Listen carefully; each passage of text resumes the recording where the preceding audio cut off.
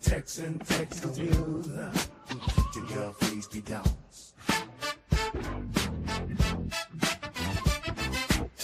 Texans on 3 is the best place to get your Houston Texans news. The other podcast will leave you confused. We got Frank, Nitty, and Patton, and Champagne Chef too. Yo, y'all already know what it is, man. It is your host, Frank Nitty, in the building with another episode of the Texans on 3 podcast show. Y'all already know we in the building. I got my other co-host in the building. Draft guard activated. Patton, a.k.a. the mailman, a.k.a. the streets, in the building, man. How you doing? Man, blessed, bro. Blessed and highly favored. As always, man. And we got a special guest in the building with us, man. As y'all can see, we got the man, Killer Cal, in the building. Let's give him a proper applause. Y'all know how we do it, man, when we bring somebody in the building.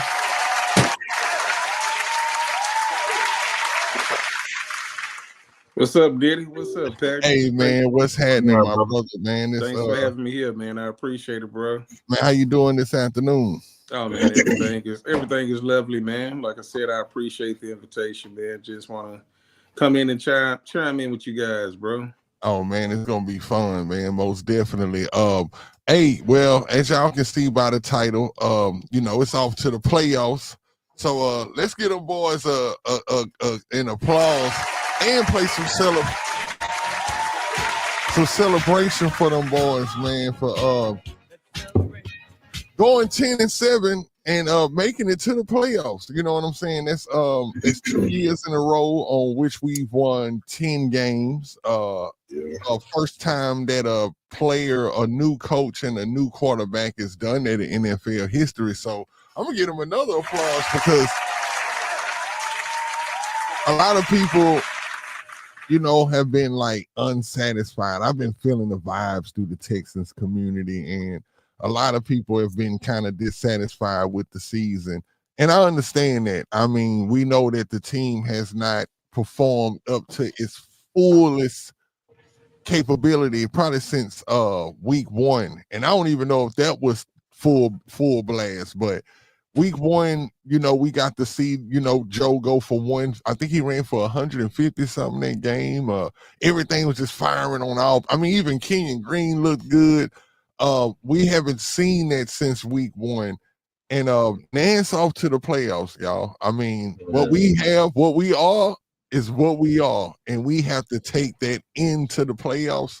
So, I mean, my question to y'all to start off with is, are y'all ready? Are y'all ready? Well, first of all, I told y'all, man, they hit my goddamn account for the playoff ticket. So I checked my shit today. I got my playoff ticket, so I ain't got no choice but to be ready. Hey, hey, we in the dance now. So I mean, it's anybody game now, man. Literally, it's literally win or go home. So it's every week from here on out to the Super Bowl. Okay. What you thinking? Oh, how you feeling over there, Killer? My prediction was 12-5. So to repeat what we did last year, 10-7 with better talent. I know we had some injuries, and our offensive line really relapsed. Like last year, offensive line was put together by sticks and stones and Play-Doh. Like we just and we pretty much we saw what we had in Patterson. He got hurt last year. Mm-hmm. We saw Green have some semblance, and then you start to see it start to decline with him. Then you seen Kendrick Green step in. But then this line here, this is the line that Nick Caserio paid for. I mean, you got Laramie Tunsil that he re-upped for a contract. He Kenyon Green, first round pick. Mm-hmm. Juice Struggs, second round pick, high draft, second round pick. Shaq Mason, high payday, free agent. Super Bowl champion, and Titus Howard, first round pick. Big money spent. We were supposed to be a top 10, offensive line this year. You gotta protect the paper. golden. Gotta protect the golden child back there, and golden child was getting beat like he was a runaway. Like, I mean, they had that boy said Toby, man. Like, come on, man. But look, last week and the week before, with the little changes that happened, all you got to do is protect the interior. Give CJ some time to throw where he don't get early happy feet. And, Nico is Nico. I've been the first one on the Nico train. When him and CJ start to connect, then everything else can kind of, fall in. Yeah. And you just need Joe Mixon really, if you be honest about it, Joe Mixon have lost a lot of confidence in that interior line because Joe Mixon get that ball and cut immediately. He going east and west, and everybody knows a running back. He bouncing it like a bad chick. I mean, that's just what he doing I'm talking about every time, and it's almost like the defenses are expecting it. They like, hey, bro, gonna especially when we in the red zone. I'm like, bro, gonna bounce it to the outside, and sometimes that cut is so lethal that it actually still works. It's still effective, but I get what you're saying on that line. But another question I want to ask y'all, is that enough? I mean, because we heard, I know what the big headline is right now, right? And that's Rex Ryan saying what he's saying, that we pretty much are Chargers bye week. You know what I'm saying?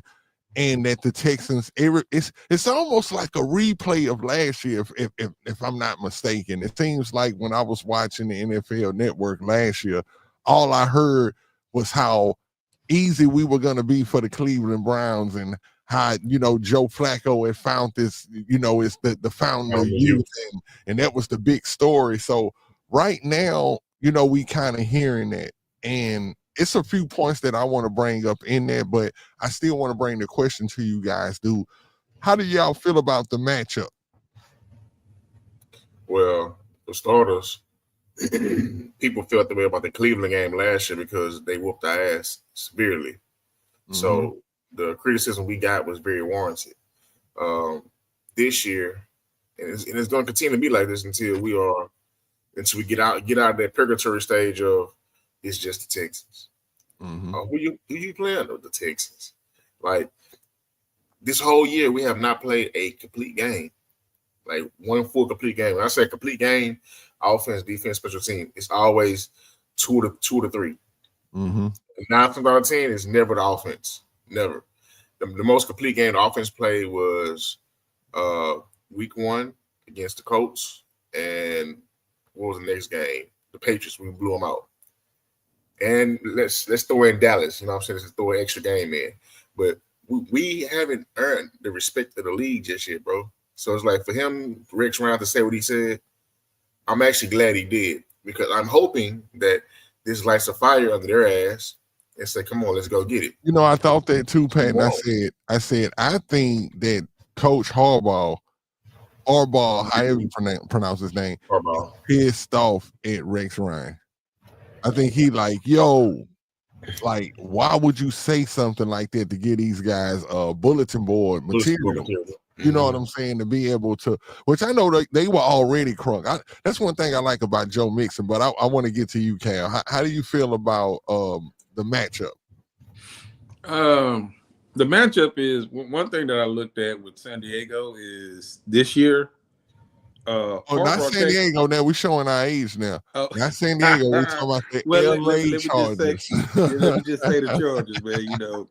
Hey, they really took the ball out of Herbert's hands and didn't like Herbert. His first 5 years was on pace to, he was putting up really, really big numbers, but very little results. Yeah. Mm-hmm. Harbaugh said, well, you know what, man, we're going to get rid of these 2 high-paid wide receivers. I think it was Williams and the other wide receiver. Yeah. And we just finna start pounding the ball. We finna draft the offensive tackle. We finna protect you. We're going to do a bunch of check downs. We gonna draft. They got McConkey over there, so we gonna get a guy that can run routes and everything. But we're just gonna play mistake-free ball, and that's what they've been doing this year. If you look at them, they kind of similar to Denver, and the similarities are you have two coaches that have Super Bowl experience. So they know that you don't have to be explosive and throw the ball up and down the field to win games. You just got to block, protect, run the ball, and don't make mistakes. This is a tough matchup for us, but if we play our game, we're better than the Chargers. Okay. But the thing about it is we only play our game for one half. What slow it gonna dial up in the second half? Are we gonna have one of those offensive laps where we're gonna have Eric Murray on Johnson, lined up in the slot, and it's gonna be a 60-yard crossing pattern for a touchdown? Like we can't have those. Like D'Amico, I looked it up yesterday. D'Amico, our pass defense have given up, if I'm not mistaken, 40 touchdowns this year. That's a lot. There's only 3 other teams have given up more passing touchdowns. So we want to cut that down. The matchup now, they have 2 excellent offensive tackles. We got 2 excellent defensive ends. On the one end, you got to say somebody got to win that battle. Somebody have to. And the only way we win that battle if we get to the quarterback. If everything is status quo, they block each other, then we lost that battle. So that means Mario Edwards, is Fadakasi coming back? Can we get any other type of interior pass rush? Can D'Amico dial up something to get to Herbert? But if you blitz Herbert, I think he's ranked number 6 as far as, success passing on the blitz. So you got to be careful on that also. So first, you got to stop their run because that's what they want to do. You got to keep Herbert in the pocket. They're very excellent on first and second down. So when you get them on 3rd and 3, 3rd and 2, that's easy to convert. The opposite of us is we horrible on first and second down. We always in 3rd and 7, 3rd and 8. Yeah, either because of play calling or penalty. Both. So right now, the Texans got to come out, feed off the crowd, have a drive like we had this last game where you just go down flawless. I think CJ was 6 for 6. Yep. Everybody was pumped up. They was engaged. We need a full 60 minutes of that. If we can get a full 60 minutes of that, like the only things that kind of, it's 2 points that worry me about this matchup, right? One of them is kind of just like, I guess, kind of frivolous in a way, but it's still a fact. The fact remains that CJ has played Jim Harbaugh a couple of times in college, you know what I'm saying, back when he was with Michigan. And I'm pretty sure CJ's not running the same offense, but it's just a fun fact that that they've actually seen each other twice before. And the other one that I've been kind of researching is their offensive coordinator is Todd Monken, right? If I'm not mistaken, no, Todd Monken is Baltimore's. No, he was. He's over there in what's the name now? I think I looked. No. I think Baltimore's old offensive coordinator. Yeah, it's over there. That's what I seen, but it's not Todd Monken though. Who is Todd Monken is? It's over there now. With Baltimore now. Who is their old offensive coordinator? Cannot think of his name. Because whoever was there last year, right? Year before last. Year before last is with the Chargers now. Right. Yeah. And I can't think of his name. What that made me think about, right? It kind of made me start like deep diving, pause as far as thinking about how he's leaning, off his brother a little bit. You know what I'm saying? We have problems with the Ravens, right? Naturally, from the last 2 times that we played them, last 3 times we played them. But last 4 times we played them, we've been having problems with them. So I don't know, how hard would it be to Swan Lake Libra says it's Greg Roman. So Greg Roman. yeah, Yes, you're right. yeah. So being over there and seeing that he's with the Chargers, it just makes me think like, okay, he could be getting information from his brother. And we may get some, he may get some information as far as things that they used against us that we had problems with. So it's kind of crazy. Like this matchup, like I have confidence, and I'm gonna tell you why I have confidence. And it's kind of what you said, Killer, as far as being at home, being a home team. I think the crowd. I think the crowd is going to play a lot into it. And I know in Houston, we don't get to the games it's early a lot of the times, and it's really not our fault. I'm not one of those guys that's going to say, hey, y'all need to get to the motherfucking game and get to your motherfucking seats and this and that. No, man, I understand that, Houston got traffic. And you know what I'm saying? All I can say is that, hey, maybe we can try to get out a little early or something. I don't know. But the team is gonna need the crowd Saturday. I think more than ever. I don't know if it'll be enough just for us to get one playoff win. Man, I want us to have a nice playoff run. But it's kind of scary, man, to just put your full confidence into this team the way they've been playing. The only good thing that I can say is when they, like you say, that first drive in Tennessee, it looked promising. The offense looked like it was clicking on all cylinders. And my question would be, okay, if it looked like the offense was firing on all cylinders, what's the reason for that? What was the reason? Y'all think that what did y'all see anything different? Like what did y'all see? As far as the game go, Tennessee came out flat. They was already checked out. They weren't ready to play, in my personal opinion. So we can't take that first drive. We can only take that with a grain of salt. Then we can't be like, oh, the team they back. We back. You know what I'm saying? Shout out my boy Stressens, man. Stressens say, yo, we back. Right after that drive, and I was like, hey, I don't know, man. You know what I'm saying? Like, you got okay, so I watched the game, but I was cooking, so I really wasn't into the game. But I watched the first drive, and it just seemed like everything was working right. Now, we haven't had a drive like that to start off a game quite some time. I can't really get rid of the game. Dallas games pops up in my mind. Mm-hmm. The New England game pops up in my mind. The Colts game pops up in my mind. But even the Buffalo game. But the team they were going against, dog, you got to look at this. Week 18. You're going against a team that's already mentally checked out. So these guys are just there to get a paycheck versus y'all out here trying to get it right going into the playoffs. Mm-hmm. And just look at the box score, bro. It's the same shit over and over. The second half, offense can't do a goddamn thing. The defense scored.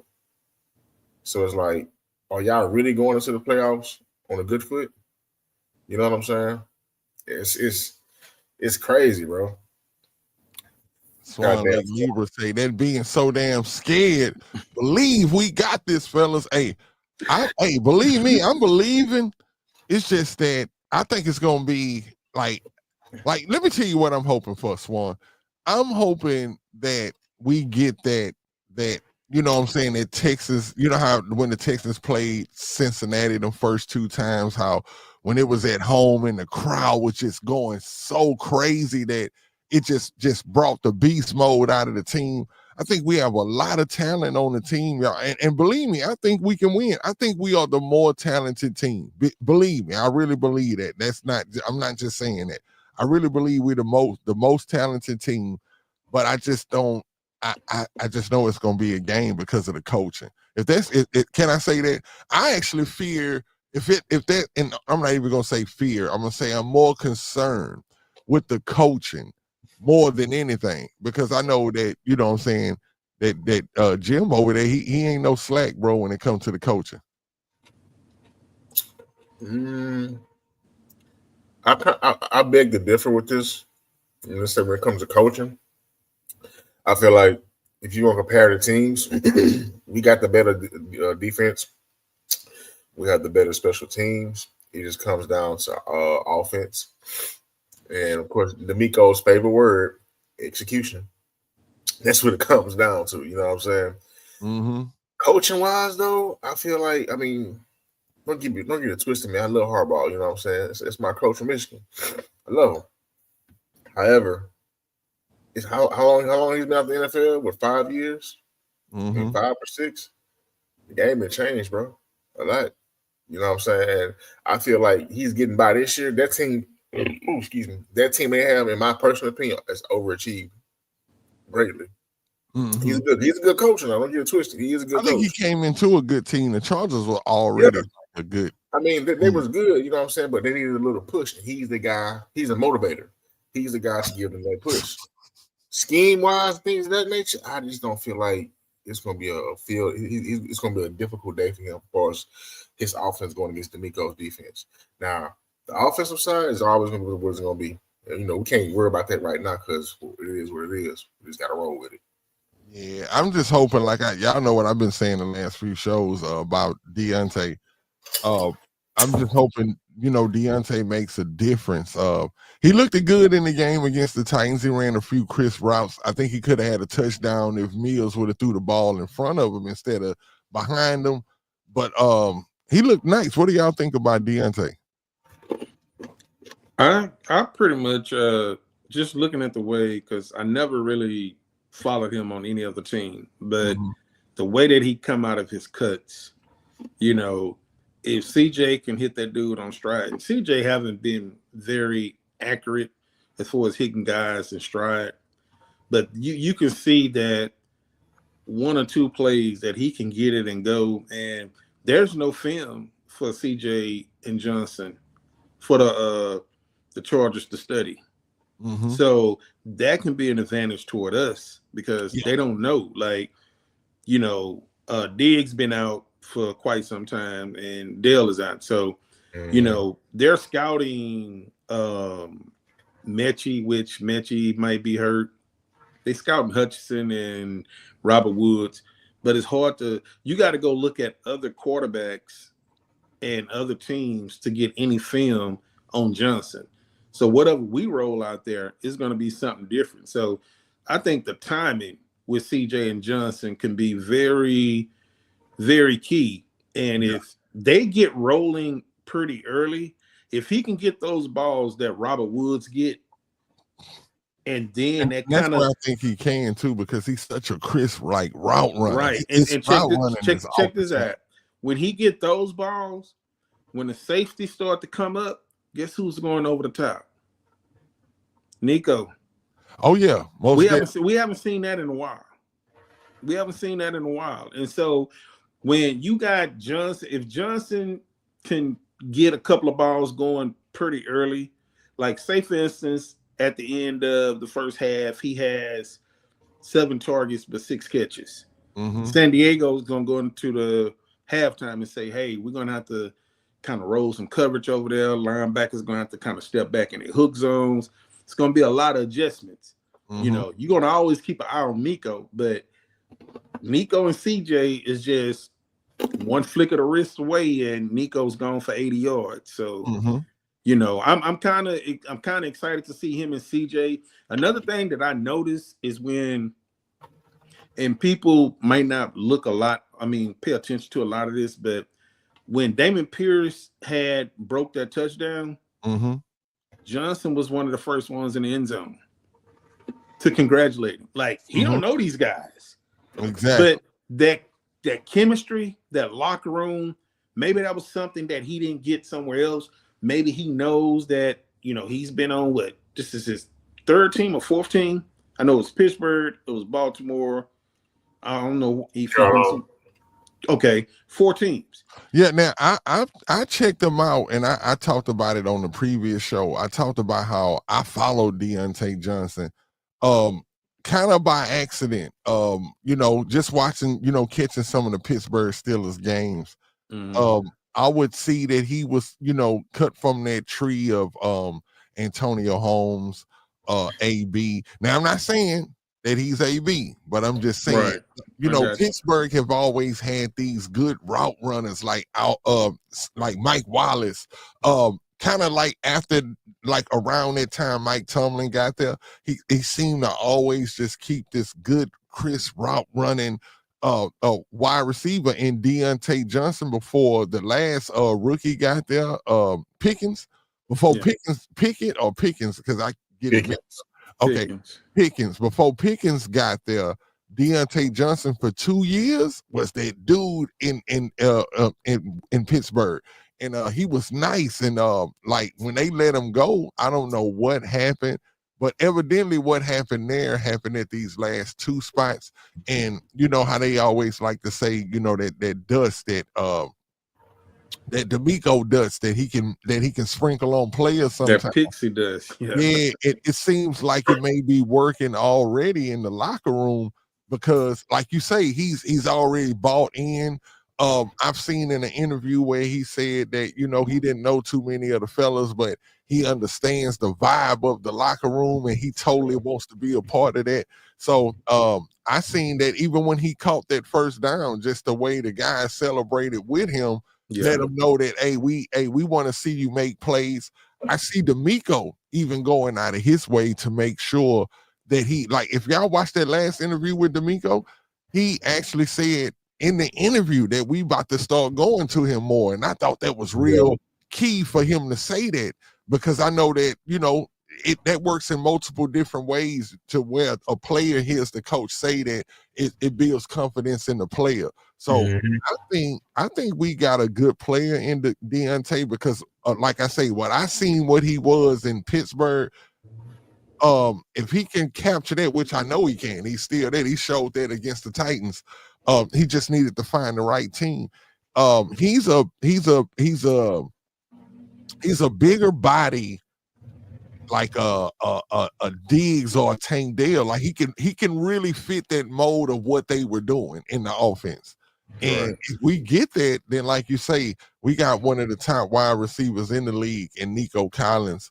And when you look at our offense and then you go with Joe Mixon, like I'm not scared of these guys at all. I have no fear at all of what they talking about. Like I said, the only thing if I was concerned about anything was just the coaching because of that last name and because of our previous experiences with the Ravens. And I'm like, hey, maybe it's something he can share over there. But like Swan say, they don't have the same players that the Ravens have. He says, DQ, the Red Key Don says, salute y'all. Why everybody hating on us, y'all? Because we the Texans, man. I tell people this all the time. We the little brother of the league. We the youngest team. We only been in this league 20-something years.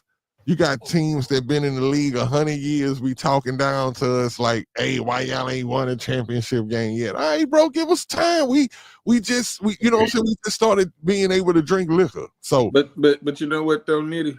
Let's be honest. Mm-hmm. When you go out there and start kicking ass, you're kind of like the Lions right now. Been the laughing stock for as long as we can remember. Had great talent, like Hall of Fame talent. Like we can think of 3 Hall of Famers that they had and didn't win a playoff game. But when you start to go out there and kick ass, you ain't got to worry about what everybody's saying on ESPN. Like you're gonna go out there and take respect. Respect is not given; it's earned. So Texans go out there and kick the Chargers' ass, and whoever's sitting up there in the second round, I think they're gonna be in trouble. Let CJ become CJ. Like just have one of those magical. It only take 4 games, man. That's it. A 4-game winning streak, and we can do it. We ain't been on a hell of a streak none this year, and I think this is it. I don't care about what Rex Ryan said. Like they supposed to say that because every time that we was playing this year, we didn't show up in the big. Like we played some games that we lost that we as fans can say, you know what, man, we intercepted Detroit 5 times, or we sacked whoever 9 times. Like we had those games. We didn't close them out. Now it's time to put together, like you said, Nitty, 60 minutes, drive after drive, the defense be dominant. They get their confidence back. They go into that second round. I don't care where they playing at. They can go play in sub-degree weather. Like, as long as you got a mixing that can run the ball and you don't make mistakes, and your defense is getting turnovers, you can beat anybody in the NFL, man. I don't think a lot of people understand how key it is to have Joe Mixon on the team. Like, I've been watching everything Joe Mixon been doing, even the point of him cutting D'Amico off and getting the certain points in the speech before D'Amico even wanted to get there yet. Like, Joe is already chomping at the bit, bro. Like Joe done been there, right? Joe done been there. Joe, what Joe is, I know whenever they get Joe to flow, Joe is gonna tell the team that, hey, I've been a part of the Cincinnati Bengals, a team that nobody believed in for years. People always been saying, oh, the Bengals can only do this and do that. And we actually went, man, we made it to the Super Bowl. We beat Patrick Mahomes to make it to the Super Bowl. I think that belief in the fact that he's actually been there before, I think that's going to be crucial for this team because, like I say, if y'all listen, like even D'Amico had to say, hey, like Joe said, he had to actually say what because Joe was already over there saying it. It's that this is where the real season starts right here. Everything starts right here. This is everybody. We starting from square one. Everybody is even right here at this point, and all we need to go and win is 4 games, like you say, Cal. I think we can do it. Even just talking about it get me crunk enough to want to run through a brick wall right now. Right. I think that those guys have what it takes. I just want those guys to be healthy, man. Especially Will Anderson, man. Just play, like you say, sound football. Don't try to go out there and overexert yourself. And man, just do what we need. We know the defense is going to show up. We just right. Let me say this before Pat step in. Let me follow up on your point. Mixon is a guy that was playing on a team that beat the guy that's going for the current dynasty. Mixon is looking at this team like, hey, we got what it takes, man. He has that attitude, like he's trying to tell everybody, like, hey, look, man, y'all need to get y'all head out your ass and let's go out here and take this thing. Like, and on top of that, too, Mitty, he want to show Cincinnati, like, yeah, y'all sitting y'all ass at home. I'm gonna show you that $27 million that y'all wouldn't sign me for, and I'm over here with this new team down in H-Town. You know, I'm down here with the city with the difference. I'm down here with the city with the baddies, like. The women in Cincinnati don't compare to the ones in H-Town, but that's a whole nother conversation. He's like, bro, look here, man. I need to show these. I want to prove to myself. Look at AD, man. But these boys don't stop, man. But he want to show, like, he's in the category of if he didn't get hurt. I'm not saying he would have had Derrick Henry or Saquon Barkley numbers, but he was putting up career numbers. Like his career high is 1247 with Cincinnati. I mean, he was well on his way to 1500 over here easily. So he's looking at it like, hey man, CJ, like, come on, bro, get your confidence up. Nico Collins never lose confidence. Like, he just seemed like he's been on 100 every single time. Yeah, it's easy to him, bro. Like, Nico just makes it look so easy, bro. Like, I'm just trying to think of when the last time I kind of seen a player. Like, he's even kind of different than Andre, even though they kind of the same as far as they temperament. But it's something about Nico that's like playful but gangster at the same time. Like he be on that field smiling a lot and swagging. But anytime it's really like you see a player trying to just man, Nico is a G, bro. Like, he's a G for real. Hey, read that comment that Swan put down there. Swan she say we self-defecate on ourselves, which is sad, as well as our local media. Can't be pissed that outsiders are doing it. We gonna get this W on Saturday. I definitely believe that. Me personally, I'm gonna say this. I think that if you're going to be talking about the Texans and you in Houston, Because I know it's some people who have Texans pages and they way from Detroit and stuff like that. But if you're gonna be from Houston and you're gonna talk about the team, like boom. I remember when the whole thing was going on about the us taking the villain role. I was totally down with that, and I'm still down with that because I know us as the Texans, like that's what we need. But I seen some people that was like walking on eggshells about that and was like, "Nah, I don't know if we should, if that's the route that the Texans should go." And I'm like, man, for too many years we've been looked at as, like I say, little brother. We've been looked at as kind of soft. I'm not gonna say anything about nobody's religion or nothing like that, but for a point in time in in Texas history, it was something about a person's, we was kind of about a person's religion at first, what you were, how you were in church, what you believed in, if you was gonna fit in the locker room type of thing when the Easter be stuff and all of that going. And even if you see even now, with it's a lot of Christians in the locker room, but you still have your Muslims, you still have, and it seems like it's a better family and team together. I just believe that we were looked at as a lot of softies, and let's just be honest. Let's be honest. When you look at it and when you try to build a team with a lot of nice guys, that's kind of what you're gonna get. And I've said this on the show long time ago.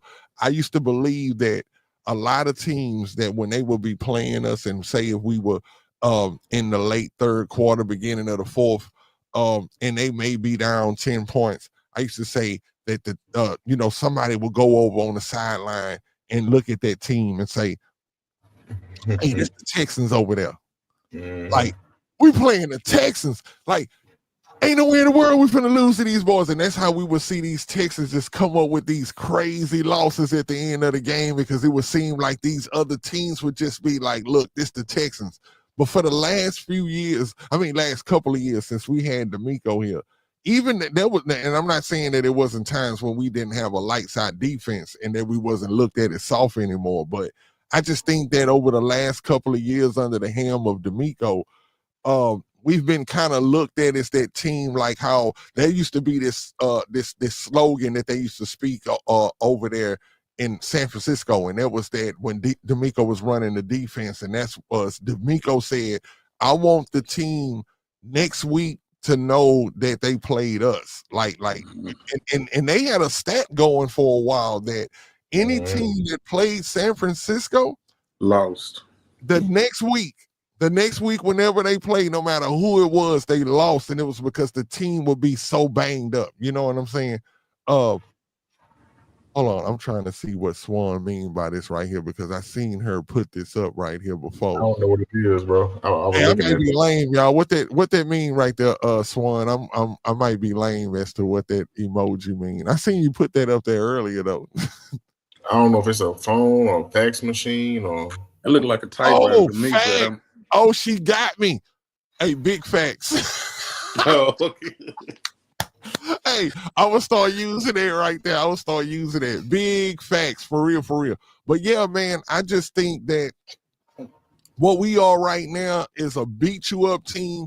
So let's go in here Saturday, Houston, and let's root let's be like if we have to picture a mind state that we have, that our team is in right now, we like the Pittsburgh Steelers in a sense, right? Like we go. I knew that we wanted to be, pro CJ, but just think about the Steelers. Even when they had Ben Roethlisberger, that defense will still beat your ass out there. Like this, that's just what we are right now. We are a beat you up team.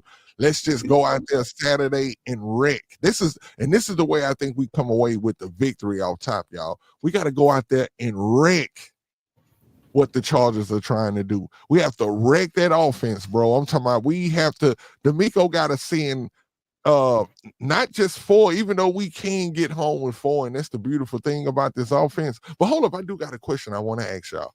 What do y'all think about the fact of the Chargers being the number 1 scoring defense in the NFL? What do y'all think about that? Do it matter? Oh, I actually looked up the scoring defense to say she got a lot. I'm saying like do it matter though? Like So you don't think that matters, right? That nobody has been able to really score a lot of points on them this season. Some games, some people got 30 in certain games, but they kind of like us. And I thought we would be higher in the scoring defense, but I think we like the middle of the pack. I think we like between 15 and 17. Y'all, if I'm not mistaken, I think we're 19. I think we're 19. I looked it up yesterday. I think we're 19.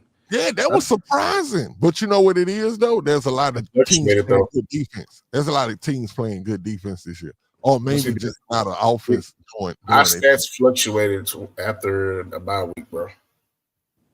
Like we were an elite team, statistic-wise, defense-wise, and then shit just kind of just bounced up and down after the bye week. Damn, AD. Hey, Swan is in full mode right now. Full mode, man. Let me toast up Swan because I know she got one of these. Big toes. Hey, same thing was with the Cleveland Browns. Was the number one scoring defense last year, and what happened? Hey, like thank you. Somebody read my mind, bro. Like that's my ass. Like I appreciate that DQ for real because that I needed it. I didn't know this. I remember it now that you said it, but man, that's dope. You know, it's crazy how things line up the same way, especially like how the Texans end up getting the first slot of the playoffs all the time. I love it. I know some people tend to think like, the media been clowning us, y'all, and the thing is that we have to show them every time. We showed them last year. I don't know why nobody won't say, hey, look, man, we downed them last year and look at what they did to Cleveland. Like, y'all doing it again and watch what's going to happen, man. I'm telling you, y'all don't be surprised if first play of the game is a touchdown to Nico Collins, man, by 70 yards, bro. Like, I'm telling you, it's going down, yeah. Yeah. Oh, Lord, Swan doing vodka. Lord, have mercy. You say they control the clock. That's how I think that they are doing it. That's how teams don't score much. Yep. And see, we the same kind of team. Our team is kind of where we play the same type of game.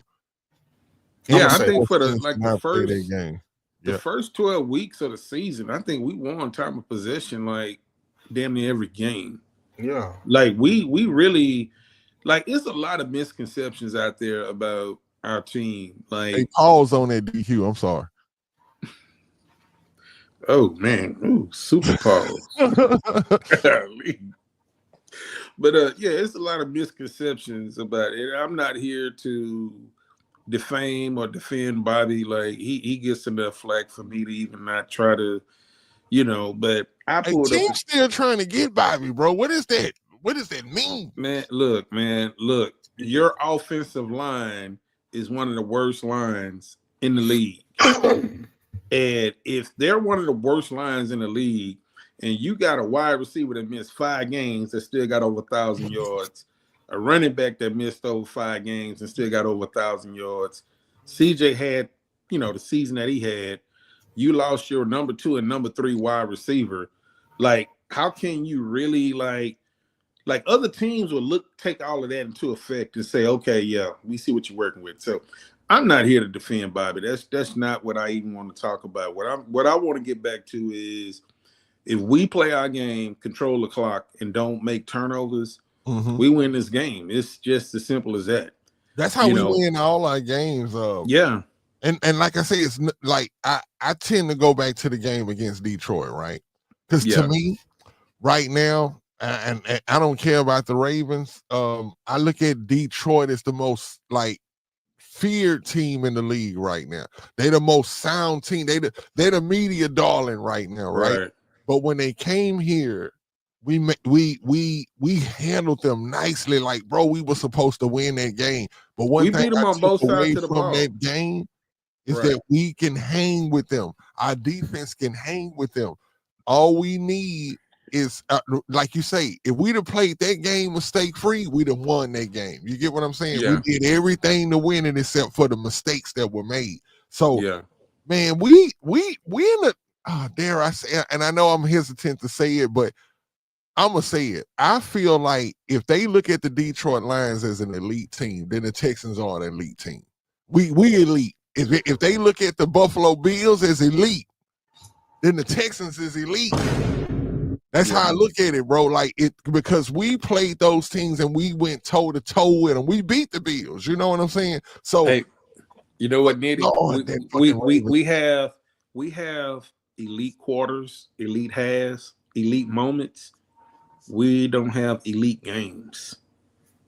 That's a big difference right there. If we ever have an elite game, I don't think it's a team out there that can beat us.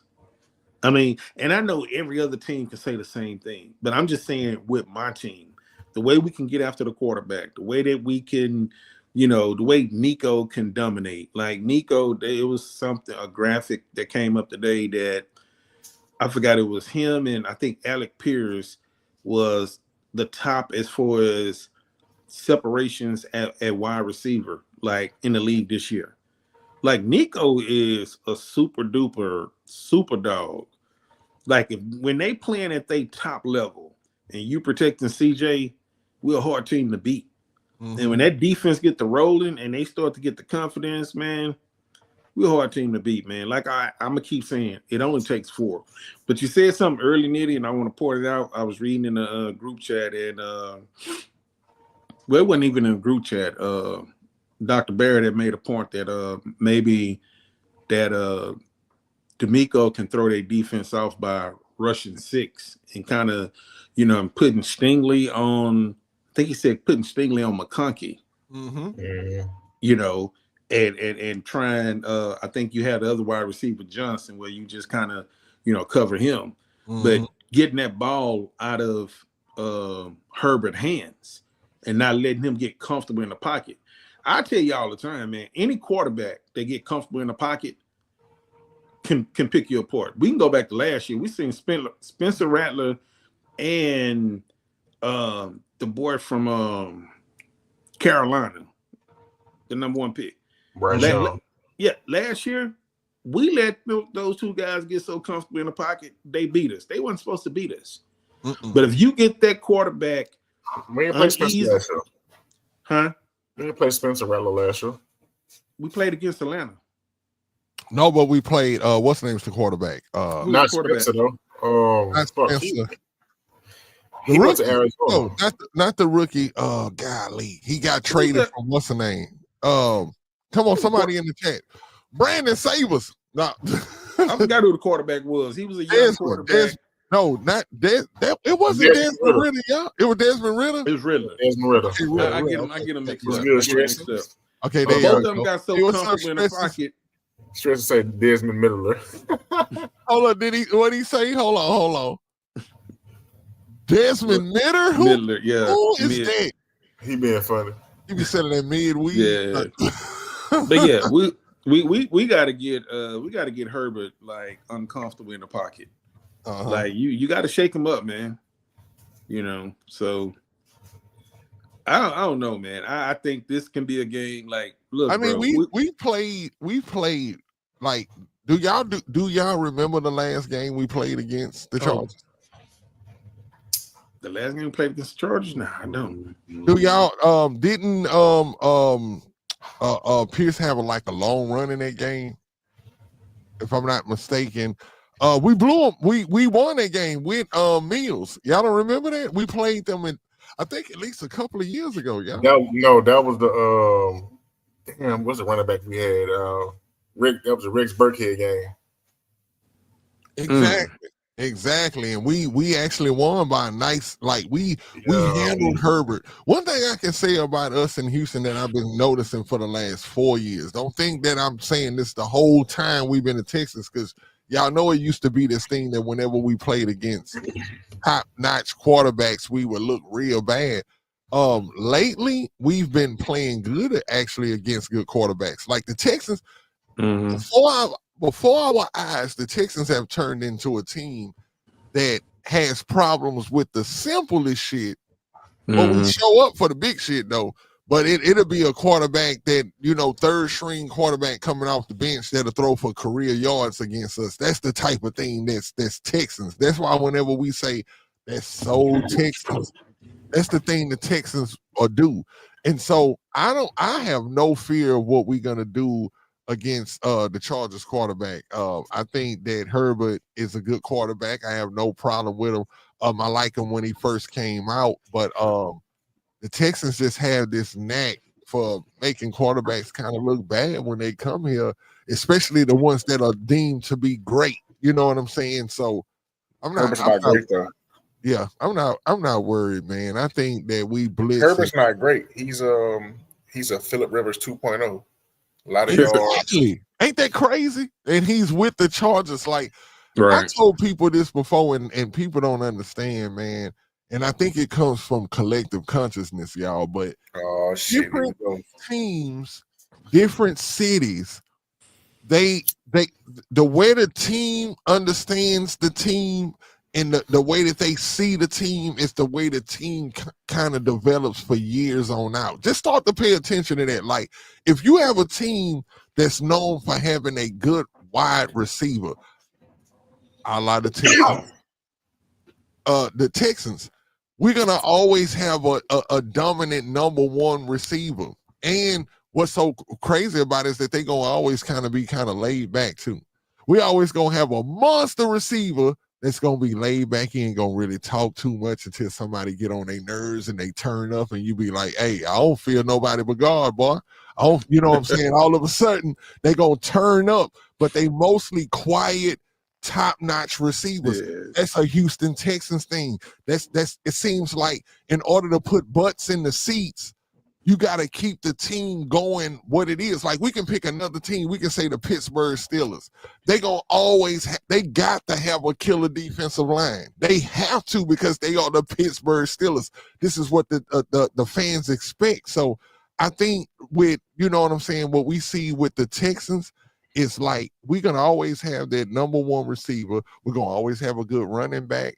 And I hope we don't always have a subpar offensive line, but I can't wait till we get back to a point where we can have a line that we can be proud of. Like, now, y'all seen what happened against Tennessee. Now, a lot of people say that line, that was a good pass. They did great pass blocking. I don't buy it. Do y'all buy it? Do y'all buy that the offensive line improved, and that offensive line going into the playoffs is going to be you mean the offensive line that we need? You're talking about the Tennessee game, how they blocked? Yeah. A lot of people say, like, it's on. This is going to be a very, very unpopular opinion. They did what they were supposed to do. That wasn't really a test. Like, I'm not going to let that fool me. You know what I'm saying? However, I mean, being positive going forward, I will say this, like, there was effort. You know what I'm saying? They did do a good job of showing effort. But come Saturday, dog, you're finna go up against Khalil Mack, who's hungry, Big Bosa, who's also hungry. Like, that's the real test. You know what I'm saying? Like, just with those two guys alone on the outside coming in, CJ, every goddamn player is going to be a lot. Blake Fisher's going to have his hands full. Tunsil, when it comes to pass blocking, never worried about him. Never. Mm-hmm. Never. But it's going to come down to quick passes. Joe's going to have to trust running on the inside. This is one of those games where I feel like Juice, Patterson, and Howard on the inside got to let their nuts drop. Pause. Because ain't no way in the hell you get to the outside with both Big Bosa and Khalil on the outside. Quick passes. Another thing I want to bring up too, they got one of the best safeties in the league, in my personal opinion, Derwin James. Very, very rangy guy. Very rangy. It's not going to be as easy, bro. I think how he beat them, sound nose football, hard defense, pounding the rock, quick, sharp passes. And when we're in the red zone, don't get fancy. Don't get cute. Keep it simple. You know what I'm saying? If there's points to be had, take the points. Don't get crazy with it. Because you don't want to get in a shootout with this. Yeah, I don't think we definitely want to get in the shootout with these guys. I don't even think their team is kind of designed for shootouts. That's why I say we kind of similar in a sense where we are grinded out kind of team. They are grinded out kind of team. They big on the TOP, which is the time of possession. We kind of win on time of possession. Even in games that we lose, we win in the time of possession. So it's except the games that we just get smashed in, obviously, where we just 3 and out in the whole damn game. Just like that Ravens game on Christmas. I know a lot of people want to forget about that game, but we got Cal here, and I want to ask him. If we can just dip back, if we can back down memory lane, if we can go down memory lane right quick. I want to ask you. I want to know, like for anybody that's wondering, because I know that game broke a lot of people's hearts. Gallant put on a fucking Patriots hat. I almost unfollowed him for that shit. But anyway, that game, what happened? What happened on Christmas, bro? What do you think from far as what you seen? What you think happened on Christmas? The same thing that happened to me. A lot of sound. Can y'all hear me? Yeah, we can hear you. You can't hear us? We can hear you though. I don't have any sound. Okay, let's try to let me see. Let me remove you, bring you back. What about now? Let me check something. Yeah, it probably switched to something one of your phone or something like that. Sometimes that audio will do that.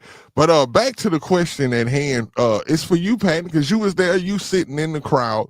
A lot of people want to know, like, for future references, just for future references, what happened in that Ravens game to where our team came out so flat? Was that on purpose? Because hold on, let me say what I think. Was that on purpose is so the Ravens has nothing against us? Because if you may end up playing the Ravens again in the playoffs, you may tend to not want to show them anything. You know what I'm saying? And I just don't understand what happened. What happened? You were there. You seen it in person. Did they just come out flat? How can my team, the Houston Texans, come out so flat and not score an offensive point that game? Okay, so from the warm-ups, guys was dropping balls, pause, nobody catching shit. It just, the aura in the building, it didn't feel like this was going to be a good game. From kickoff, from like the first play, like it's just, they came out flat as hell. Like, it was like, you can tell that playing so many games in a short period of time wore them out. The Ravens wanted it more. And I truly feel like that we are the most physical team in the NFL. And that particular day, the Ravens were the more physical team. The guys had mentally checked out physically, and like they just checked out, bro. Period. Because all my years, let me tell you, all my years of watching this team play, this was probably the most horriblest game I've ever seen. Like, and we've had teams with lesser talent play harder than that. Especially the few years we went 2-14. Those teams play harder than that team on Christmas Day. Mm-hmm. It's a testament, bro. Like, I had made a comment on Twitter. I said, man, after this loss, everybody in Texas media deserve to take the week off. There's no need for us to cover this game, talk about this game. Like, it was that bad. There was nothing you can find positive other than we got a safety. That was it. Mm-hmm. Nothing else was like worth the damn talking about, bro. Nothing. Like, I think they was holding back, bro. I think they really was. That ain't holding back. You say LT got left edge on lock. We played a lot better interior DLs this year, but they still got to show up and prove it. blitz packages and picking them up will be a concern. It seemed like they got a little better at that. I can say they're stressing watching the game. That's one thing I can say. It seemed like they are getting they've gotten better at the stunts and the twists and stuff like that, because it seemed like teams were just doing that week after week on us, like they were passing it on. Like, hey, you playing the Texans? Hey, just run some stunts and some twists, and they can't handle that. And it seemed like they started to be able to handle that. Swan says that was Titan starting D-line, and they were playing against our O-line.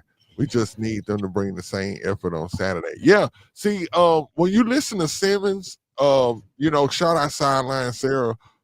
She was posting a lot of stuff about, Simmons talking in the locker room. And he was saying that, them boys really came out to play that game. They they sound like the Texans when we didn't get that first round pick, and we was like, damn, we want y'all to go out there and lose, but them guys were talking about how they gonna go out there and play they best, and we like, what the hell is y'all talking about? Like, we know that that's what you're supposed to say, but that's not what we want. Stress and say, I agree, near the same damn team, two old school style defensive minded conservative head coaches. Like, I promise, I don't know if y'all understand that, but D'Amico is conservative. Let me say that again. Yes. D'Amico is conservative. I think y'all need to understand this as Texans fans, that this is what your head coach can be, like how they switch the toggles on Madden and stuff. You can be aggressive, you can be balanced, or you can be conservative. D'Amico's conservative, bro. I'm not gonna lie, and I'm not mad at it. You know what I'm saying? Because that's how most defensive head coaches are. Because they just believe in their defense so much. They just believe in, hey, why go out on offense and be over aggressive and make a stupid? What is say? Nobody trying to hear you. He say Khalil Mack. Back to what I was saying about D'Amico. D'Amico just one of those coaches that's like that. Like I say, the defensive minded coach that's not gonna want his offense to make mistakes, and that's a good thing at the end of the day. You know what I'm saying? They say Khalil Mack kind of old, not the same now. No, definitely not. He's definitely not, but he's not a slack. I shout out Landry. I heard Landry say, and I agree. Maybe this was Seth Payne. I think Seth said this, but it's like, those guys ain't the best of what they used to be. Speaking of Bosa also, but that every once in a while they can look it like they done dipped into that fountain of youth. So they might got about 3 good plays a game, but I think LT gonna smash anything that's on that side. And hey, we just gotta hope the rookie do his thing over there. How y'all feeling about the rookie? He holding his own. You say he holding his own? Mm-hmm. So I say I need a massage. Hey, you might want to go holler at Deshaun. Pause. Flacco, Lawrence, Herbert, guys who are 6'6" can't slide often get knocked the fuck out. Most definitely. Definitely get knocked out.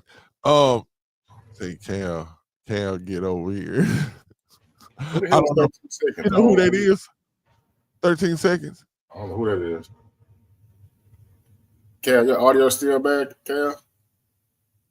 Nah, he can hear me now. I can't hear him. Oh, hold on. Let me see. Let me unmute him. Can you hear me? Oh, yeah, we can hear you now. Right. We can hear you. Maybe he talking about Cal McNair. He ain't talking about me. I don't know what the fuck that is. I don't know who it's like, Cal, get over here. I'm like, what is he? What is that? Who used to be on Mortal Kombat that was get over here? That was Freeze, right? That old man. I man with 13 seconds. That sounds too freaky for mine. Like, I ain't gonna lie. I'm looking at that PFP too, and I'm like, I have no idea who it is. I think I know who that is. That's AD from what they call them pages when you're not saying that it's you. AD got a burner. Burner. There you go. That's AD from a burner page. AD is KD now, right? Hey, that's AD is KD. I promise. That's a damn one right there.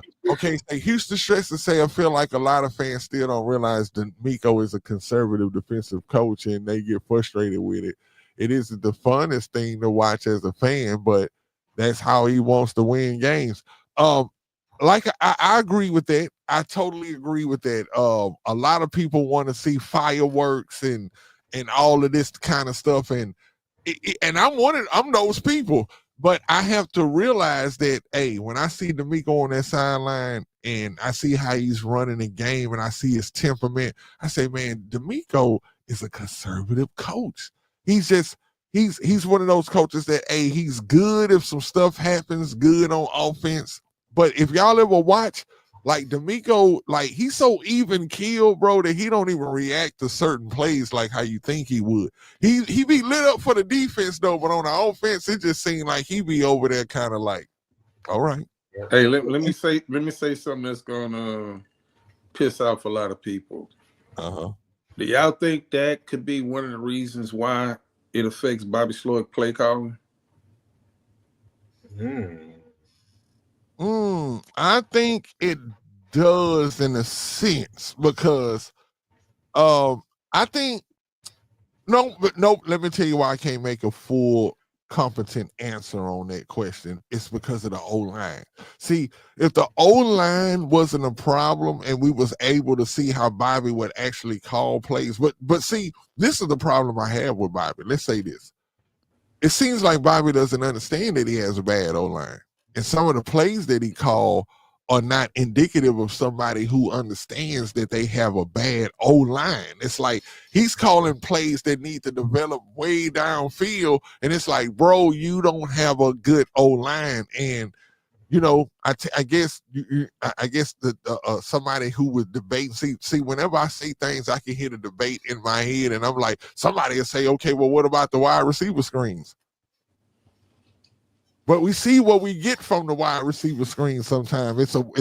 It's a make or break thing. But I know one thing for sure, that game against the Ravens, man, they got that play down packed, bro. I don't know if we need to run that play if we ever run into the Ravens. If we run into the Ravens in the playoffs, that's something we definitely don't need to do. But I want to say this real quick before we jump to another subject, y'all. We got 140 people in here right now. We'd like to thank y'all for tuning in to check us out right now. We are an hour and 6 in right now. I guess we'll go a few more minutes since we got y'all in the house with us. I just want to say this though. Whoever 13 seconds is, you a wildcat, bro. I'm gonna give you a little light right quick because I think I know who you are. This is somebody from a burner, and I really honestly think that I know who you are. Coming on the show saying stuff like my back needs to be rubbed and Cal, get over here. I need some hands down my spine. I think I'm comfortable enough to say that you got to be some kind of bitch ass nigga. Like, I don't know who you are and how you are and why you think that you can come on the Texans on 3 and spam and play in our whatever it is behind a fake burner page. But I encourage you to be a real man or woman, whoever you are. I encourage you to be real and speak how you really feel to real people, real gangsters that will really come see what you about. Because see, one thing about this Twitter world and a lot of stuff that I noticed that go on with this text and stuff, and maybe it got something to do with the alcohol, because the alcohol make you tell the truth. But I'm gonna tell you something. Boys is real over here, for real, for real. It's real men over here, and we don't play like that. And we're not even gonna give you no kind of recognition. I'm just giving you recognition now, but we're not gonna continue to give you recognition because we know you're not real about it. You somebody that didn't come on the page and actually speak from your actual PFP and say that you really have a problem with anybody that's on the show right now. So anybody that's hiding behind a burner account, you's a bitch ass nigga. And I just want to put that out there.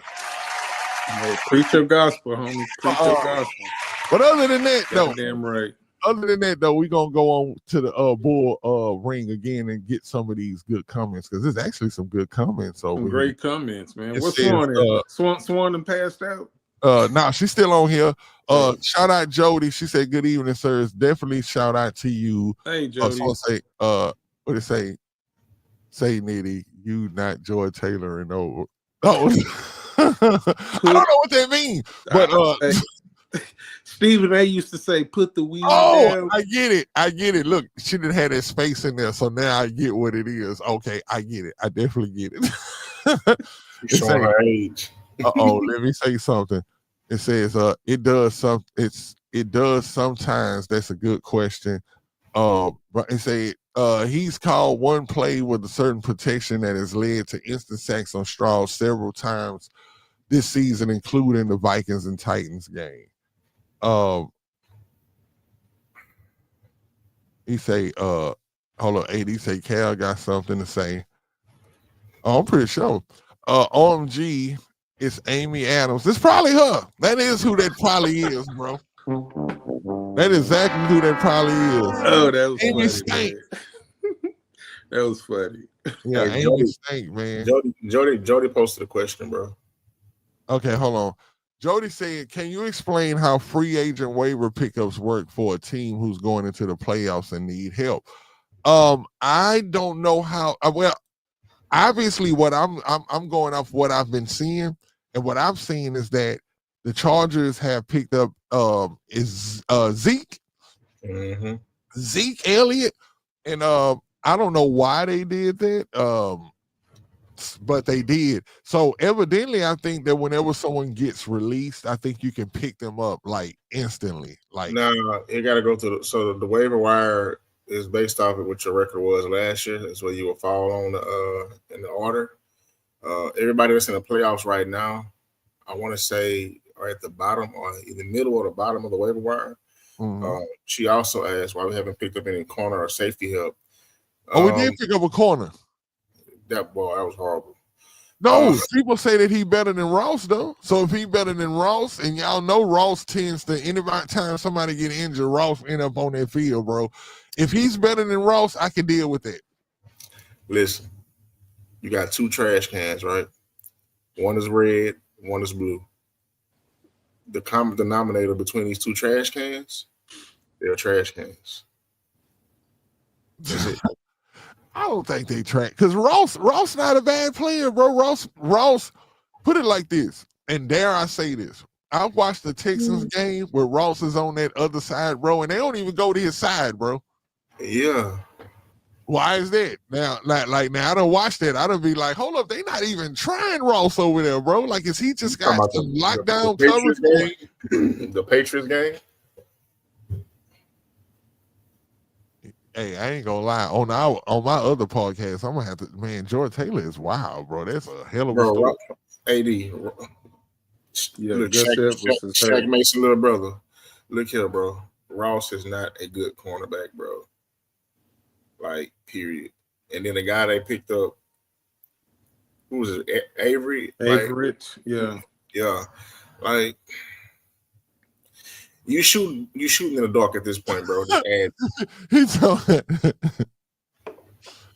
Okay, now I honestly, like, a lot of people probably wouldn't know who that corner was that was just picked up.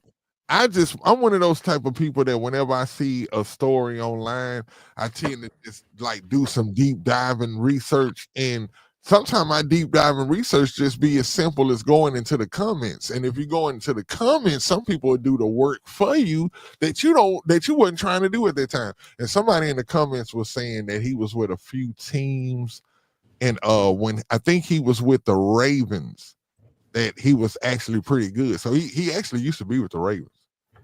You know, sometimes you just need bodies, man. You need in case of injuries. Like it's what 17 games, 18 weeks, and I don't know if he played none this year, but those guys that's getting picked up for the playoffs for the most part, like unless they was with a team and they were starters and the team say, okay, we'll let you go.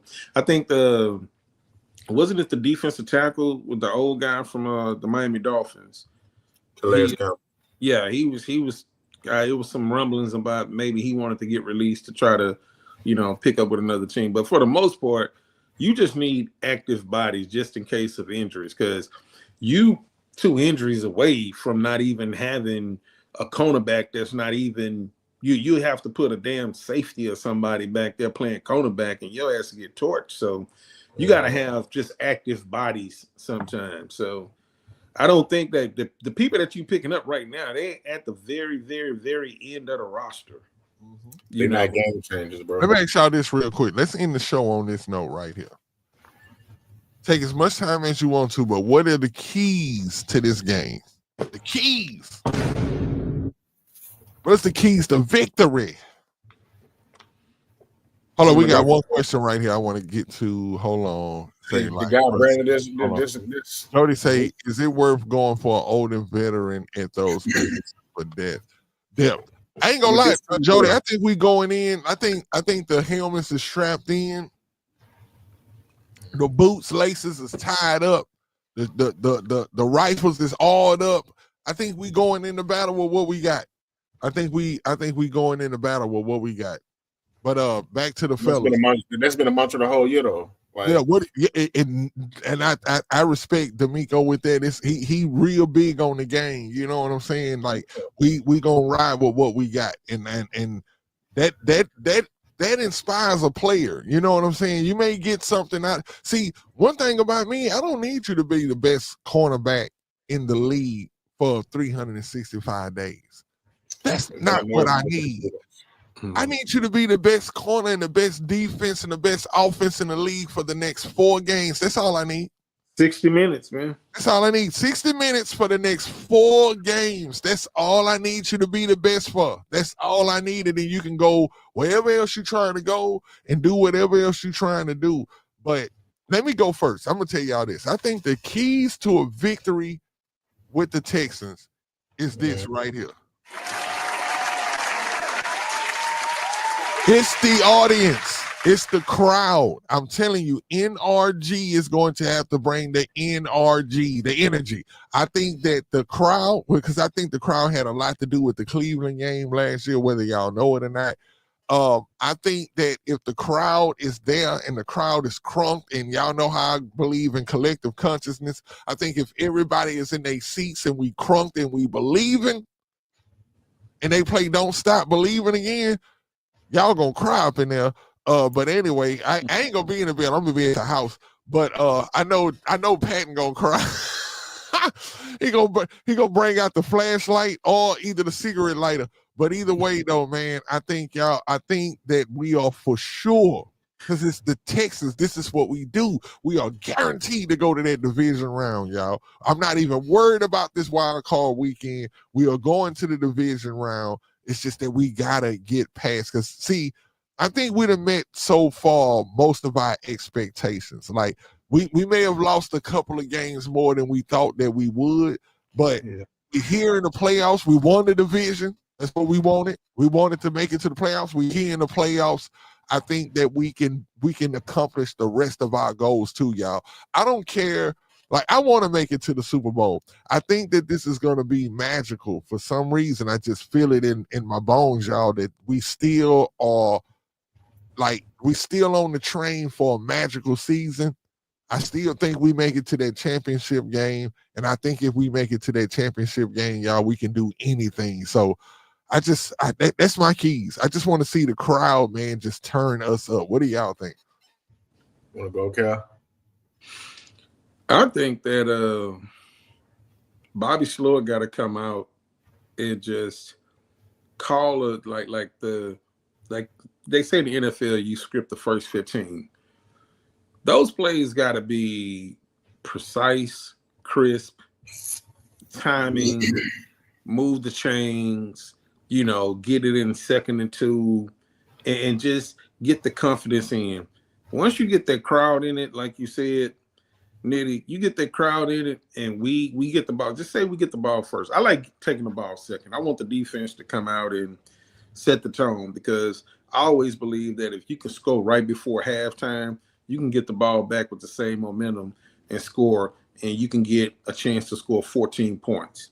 Mm-hmm. But I think that if Bobby Slower can call a game where it's just the first 15 is just very crisp, and we put 7 on the board, and then let the D'Amico defense go to work, then start to make sure that Joe Mixon get his game. Just don't get lost into the atmosphere of the game. Like, the good part about it is we played a high stake game last year against Cleveland. Like Cleveland, like you said, was number one defense last year, and we mollywopped their ass. So you just want to come out and just have that. And another thing too, you said something earlier. I want to come back to that real quick. That last game that we played at NRG, man, we got embarrassed in front of Beyonce. We got embarrassed on Netflix. That shit was horrible, bro. We got like, can you imagine? We can feel the embarrassment as fans. What do they feel as players? They got to come back and say, you know what, man, our pride is on the line. So last week, what I saw, it was like, hey, we didn't erase that game. Okay, now we got this one drive. Okay, cool. I think this next game we can kind of build off of that. So you got to call a good first drive, get your chemistry together, make sure Mixon is getting his carries, and just don't make no mistakes, man. Get after Herbert. You got to get after that dude, make him uncomfortable in that pocket, man, and try to go up on these guys. Like halftime needs to be 21-3. It needs to be something like that. And then we get the ball in the second half and we get it that first drive and we take that hole for like 8 minutes and just make San Diego have to throw the ball. And we know what's coming. So, hey, I'm going to land that plane and let Patton get in on this because I know AD probably saying I'm talking too much. Shut up, AD. Oh, no, man. You. Hey, look, AD, this is funny, right? He say, asking our Lord and Savior Jesus Christ that Bobby don't F this up. That's definitely a key. That's definitely a key right there, my brother. Now, what you think, Patton? Hold on. He said, run that first 15 like the Tennessee game. Bobby was cooking. Got Nico in a lot of good matchups. Yeah, you can tell when Bobby comes in with a prepared game plan. Like you can see it. It just seems like it's just working. But you know something, y'all, that we tend to don't give the props to the other defenses. Just like we know that we have a good defense, and see, I'm a avid player of Madden. What you learn is sometimes other players just got good defense. You know what I'm saying? And it's not sometimes because of your team. And see, that's what I want y'all to understand is fans, but I also want to educate y'all so y'all educated fans. Don't just look at a game and just because you see a play not work that it wasn't execution on our offensive part. It just means that a good defensive call was played and you witnessed it. You witnessed the perfect See, sometimes people can call a play that's just perfect for the play that you about to run. And it just works out perfectly. Like they can guess, like those, like I can tell you right now, when the Ravens were playing the Texans, they came into that game looking for 2 plays that they only kept in the back of their conscience the whole time. I don't care if they run 100 different plays. These 2 plays we looking for every play. We're going to keep an eye out every time for this play, and that's the wide receiver screen. They were always looking for that wide receiver screen. That's why it didn't work. You know what I'm saying? But I do want to say this. A lot of us want to get rid of Bobby. A lot of y'all are going to be sad when Bobby actually leaves. And Bobby actually goes to another team with a competent offensive line and all of this kind of stuff, and y'all see him running these plays, and y'all be like, what the hell was he doing in Houston? He was doing that. It just couldn't work in Houston. And don't think that the Jets is retarded for trying to call him for a interview. One thing I learned about Texans is that, man, when they leave Houston, no matter what they in the coaching staff or players, they leave Houston, they tend to turn up. And you be like, what the hell was going on when you was with us? Jody Hemingway and take the points. Don't get cute with trying to outplay call hardball and play balance with play and run. No need to be aggressive on offense. Let CJ stay calm. There it is right there. Hey, shout out Jody Hemingway, man. She been coming with some good points. Oh, yeah. Shout out to the participating people. Appreciate that. Real. Hey, the bull ring is, I'm going to tell you, you're going to get used to the bull ring. They are always participating in the show. That's why I always got to show them love. Say, here go Patton with the mechanic cigarette. Oh, yeah, he about to put somebody carburetor in no time. It says Brandon Holland. Our team's audible game needs to be better. They missed some obvious ones. Yeah, that's crazy. Like we don't audible. We come in and let me tell you what's the most thing you're gonna see with our offense is motion. We motion to see what if we in man or we in zone, and teams know how to hide this shit now, man. That shit old school. Okay, say talk your heart out. There you go. Hey, there you go right there.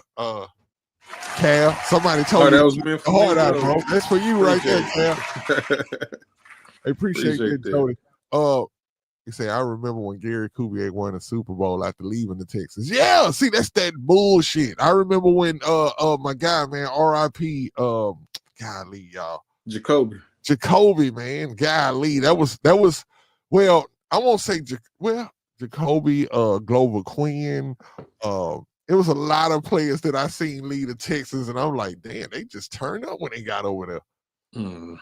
He said, I mean, we saw 49ers use Charlie Hick. See, there they go.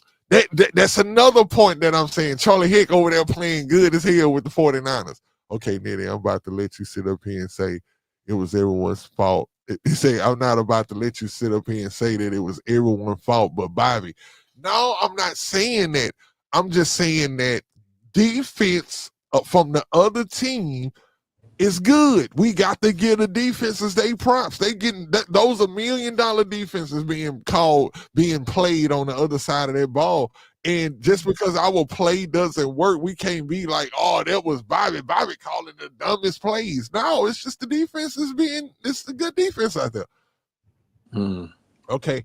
Stress and say, that's my biggest fear, Slowick leaving and becoming a Super Bowl OC. I'm telling y'all, tough too, because we've invested in him the first 2 years. He should be better. He's having a true sophomore slump. Yes, he definitely is. Patton, what you think about Slowick? Like overall, like 2 years. We seen 2 full years. Appreciate you too, Jody. I put it to you like this. I don't grade him hard from last year because last year was his first year. He's a rookie. You got a rookie quarterback. Your offensive line, you're playing musical chairs every damn week for the whole season down there. This is the year where I actually have to judge him. Like on paper, you have a all-together offensive line. You're not playing, musical chairs as much as last year. Your quarterback is in year 2. You start the year off with a good running back and 3-headed receivers, decent tight end. As we've seen how the year is going, the offense as a whole has been very inconsistent. The play from CJ has declined. Like, it's not all on Bobby. Yes, a lot of it is his fault because he's the one calling plays. But at the same time, I keep telling people, man, the guy's not on the field throwing the football. He's not on the field blocking. He's calling the plays. What he could do better about the plays he called against Tennessee, though. I mean, brother, that don't matter. That don't matter. I'm telling you, it don't. Like, you were supposed to do what you did in that game. It's Tennessee, right? It's the last game of the season. You're playing the team. It's Tennessee that's down to their like third string cornerback. It don't matter. Like it's Tennessee. That game is not worth talking about. It'd have been worth talking about if they didn't win the game. It'd have been worth talking about if Tennessee wouldn't have whooped our ass, blew us out. Let me read this right quick. Jody says, real question though, if Bobby was to leave and we need a new OC, what's your thoughts on Chip Kelly coming back for an OC position? Y'all saw how he had Ohio State offense going. No. Hey, I want to say this, and man, Jody got a lot of football knowledge. Shit, bro. Like, let me talk to her. Chip, if you really pay attention to Ohio State, like that team is very, very, very superstar driven at that level. You put Chip Kelly over here, it's gonna be some bullshit. I guarantee you. Some guys come in as an OC. Ain't Chip racist though? If it's not only he's racist, bro. It's too many bad things that's been said about Chip as his tender when he was as a head coach for. Oh yeah, all you got to do is listen to You know what I'm saying, from the Eagles. Then when he went to San Fran. Now look, Ohio State, bro, they benefit from having like 5-star players at every position. Mm-hmm. It's easy to coach when you got from your starting offensive line to your running backs to your receivers to your quarterback and all 5 stars. It's easy to look good, bro. OB said he wouldn't mind coming back. Fuck no. Y'all don't want O'Brien? No. We done. Listen, man, you want to get offensive coordinator, bro? You need to find No, somebody. okay. Boom. It's a good question. Perfect question. We're gonna start with you, Patton. Hypothetically speaking, the Texans do leave from Bobby Slowick. Who would you personally want as an offensive coordinator? Like right now, if it was your job right now to hire the next offensive coordinator of the Houston Texans, who the first name you throwing in the ring? If possible, between Mike McDaniels and Brian Daboll. I will say this: Brian Daboll is staying with the Giants, so it would be Mike McDaniels.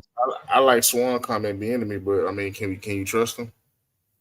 And Bieniemy though, y'all? Do y'all think Bieniemy is a good coordinator? Or was he just an assistant to he benefited from having a good quarterback impact, and he also benefited from having. Hey, this is a funny comment right here, man. I'm talking about for real. Hey, I'm pretty sure that was Bill O'Brien. It had to be, because he ain't been back up here since I called him out. Hey, ain't that some real shit though when you call a motherfucker out on some true shit? Like, you ain't even a real motherfucker, bro. Like, you sitting up here trying to diss and say all of this and that, and you hiding behind a PFP, bro, that look like Quaker Oats. But anyway, it said Chip not highly productive Chip had highly productive offenses in the NFL before. I don't today, but it's a new NFL. No, I don't I will say Chip, the way he was trying to change the NFL back then, bringing a college game to the NFL, it is more of a college game now. The same thing happened when Nick Saban went to Miami, bro. It's not the same. What you were saying though, Cal? A lot of these guys come in and they try to totally decimate the whole culture. We saw it with O'Brien. O'Brien came with, and y'all can say what y'all want to. My GOAT Texan is Andre Johnson. And Bill O'Brien told this dude before the season even started, you'll get 42 catches. Yeah. The Arizona Cardinals did not do that to Fitzgerald. Mm-hmm. But that's Bill O'Brien looked at the locker room and said, what is the guy that has, like, Andre don't talk a lot, but who has the most influence? Because, when Andre speaks, things start to move. And when he spoke about Easterby, it took a minute, but Hannah got his ass up out of there. My thing is Chip Kelly did that when he went to Philadelphia. He went at Shady and went at, I forgot the wide, like he just came and just wanted to take all the big dogs that was in the locker room and change up their culture and say, hey, I'm the one that's running it. And I don't think his attitude and D'Amico's, their chemistry is just, they're on two different vibrations. Like it won't work. Now, I'm going to tell you like this. If this Bobby Slowick thing don't work and they want to move on, Nick Caserio gonna tell the McNairs like, hey, y'all brought in y'all dude and he was able to bring in his guy. Is it time for me to bring in my guy now? Because I'm gonna tell you, it's another offensive coordinator that I wouldn't mind having. He ain't been a good head coach, but he's been a good offensive coordinator, and that's Josh McDaniels. Yeah, see, I heard a lot of people in the bull ring saying Josh McDaniels. I ain't gonna lie, that's a fun question to ponder because where is he right now? The more you think about, like I say, Bobby, hopefully Bobby does take another job, and that will be good for him and his family. So, because I don't want the man on the streets, but I just want a different outlook for CJ. CJ in a Bobby Slowick offense, we've seen it. Can he be elite in a Bobby Slowick offense? That's to be seen yet. I mean, he did good in his rookie season, but this year it's just kind of been a little wishy-washy. But to me personally, I can't think of a name, but I can say a style. I would love for an offensive coordinator to come in and be something of what something like of what that they give Lamar. And I know y'all gonna say, no, CJ can't run like Lamar, but no, I'm talking about the type of offense to where because Lamar doesn't run all the time. Y'all don't understand it. He runs a lot, don't get me wrong, but you don't become MVP by running. You become MVP by throwing for 4,000 something yards.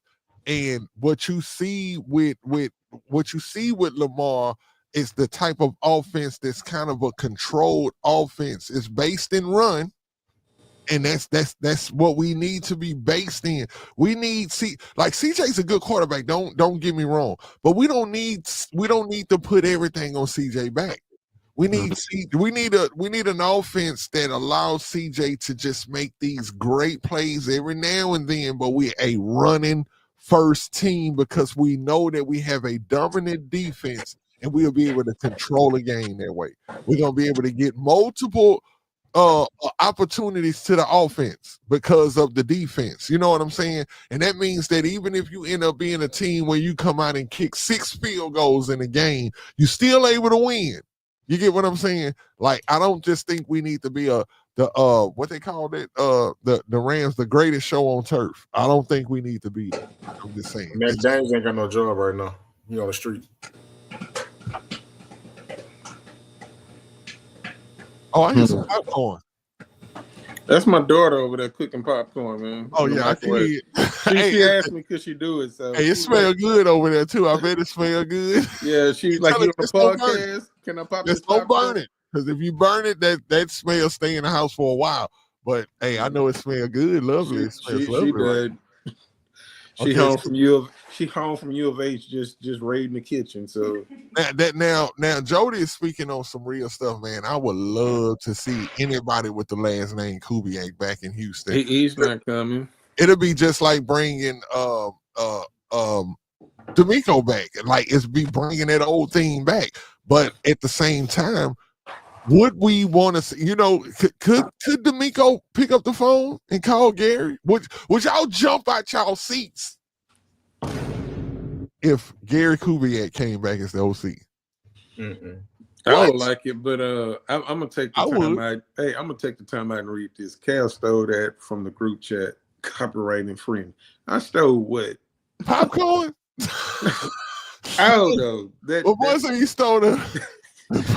I know he talking about that Josh McDaniels take. Like, no, my thing is I always was a fan of Josh McDaniels because in 2007 when Nick Caserio Josh McDaniels already with us though?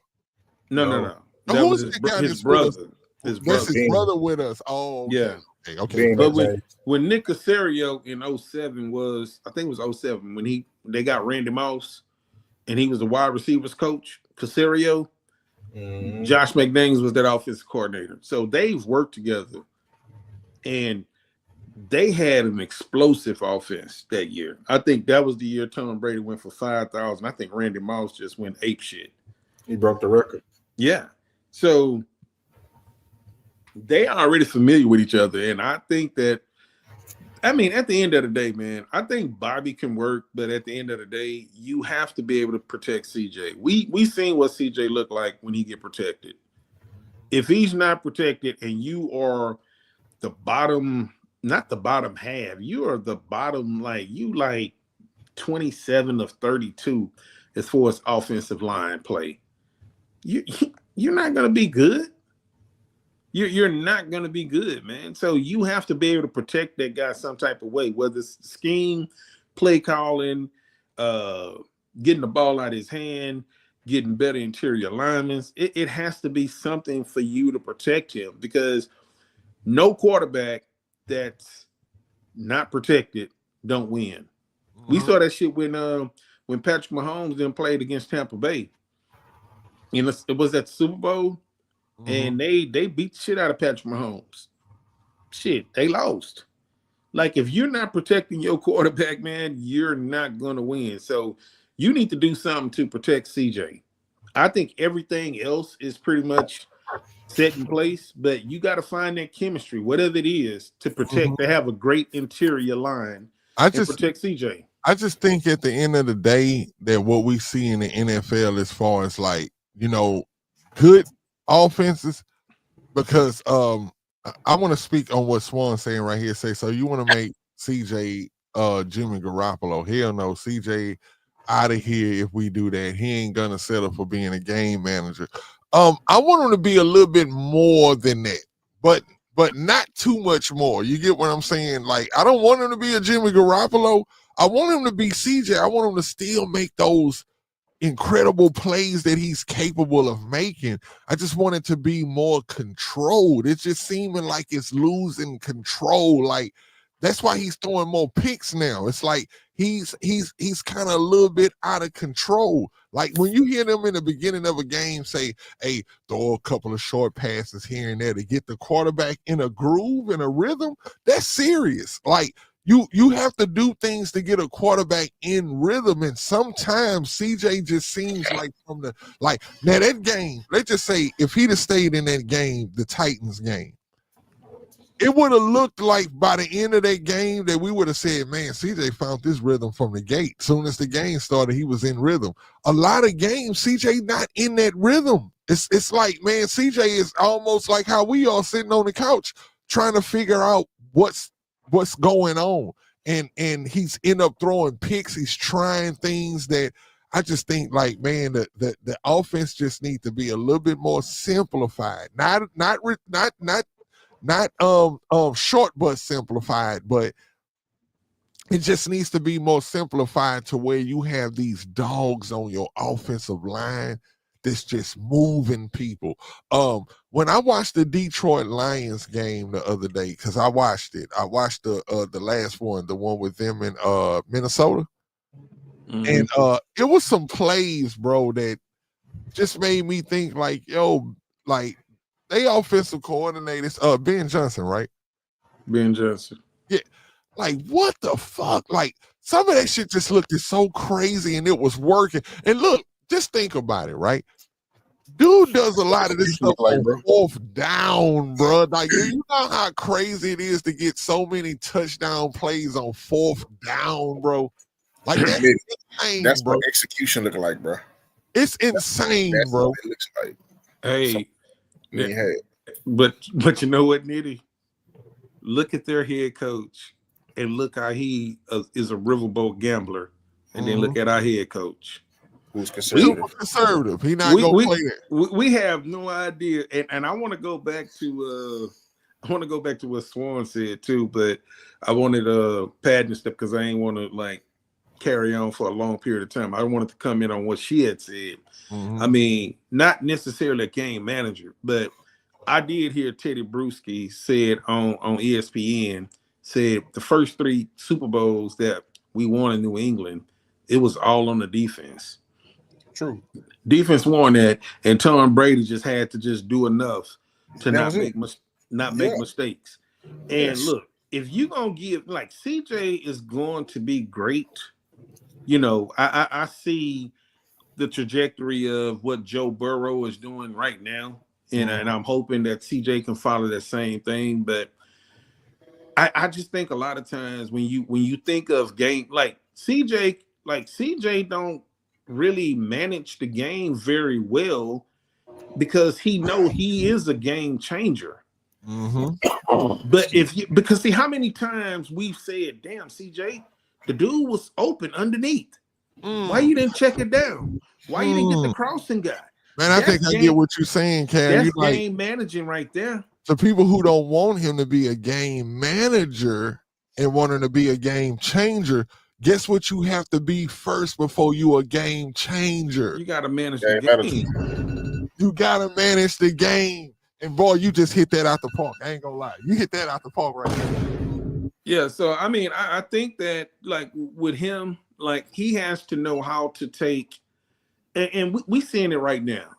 We seen a guy that was passing for 4,500 yards and 30 touchdowns every year, and right now, Justin Herbert, his numbers is low all the way across the board. Yeah. Because Harbaugh say, man, just manage the game like this, and when the big player's there, go ahead and take it, and that's cool. Like, take what is given to you, but just continue to just march down the field and don't make the mistakes. Because we already know, like, once we we have we got receivers that's going to want to come here. Of course. And all we have to do is just like build that line the way that it's supposed to be.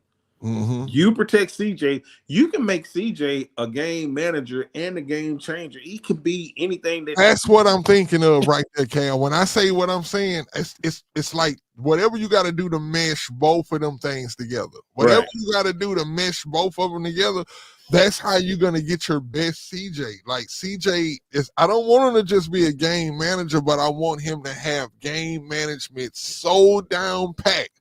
Right. That now you can be a game changer because you know how to manage so well.